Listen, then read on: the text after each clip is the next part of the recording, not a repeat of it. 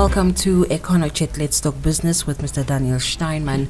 I'm your hostess, Elsie Timnyani, and we are having a lovely talk today, I should say in advance, as we continue this talk, because last week we did speak about GDP, which is gross domestic product, in relation to the Human Development Index. So how do we balance the two out? Can we do that as a community, or as the economist would explain to us, Mr. Daniel Steinman?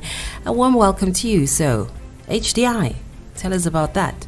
Also, go Google it, and then you come back and you tell us what Dr. Google says. Like soos hulle sê in Afrikaans, ek wil van die. Yes, please. Let's just quickly go back to our GDP discussion of last week. Yeah. And I mentioned there that HDI is a reaction in the economics community to try and establish or present a framework that reflects the progress that we make as humanity on the ground. Okay, now that is a mouthful. So let's make it practical. Yeah. Human Development Index is there are several. I need to start with this. There are several HDI frameworks, and this is largely based on academic differences, and it to a great extent depends on where the person that has designed or developed that HDI, where he or she resides. You know, if he's an American, his HDI will have a particular flavor.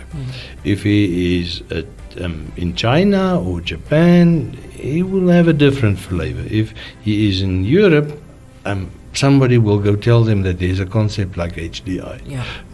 If he is in Africa, where we are, there's a very definite framework, a background against which we view HDI. And it is not an exaggeration to say that it is reactive. It is the shortcomings, the flaws in GDP forced us to come up with a different way of measuring the world. And this is a very broad statement.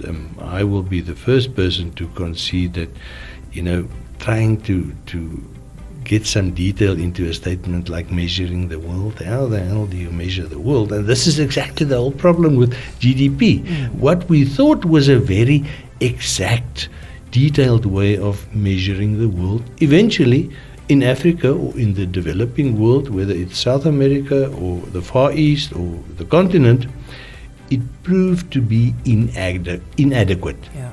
In other words, it did not reflect reality, and it did not reflect the interests of marginal groups.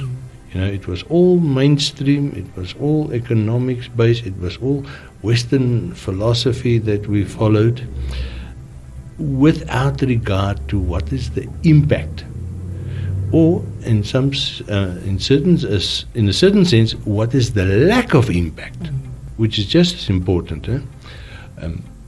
Of this whole structured way of measuring progress. So we came up with HDI.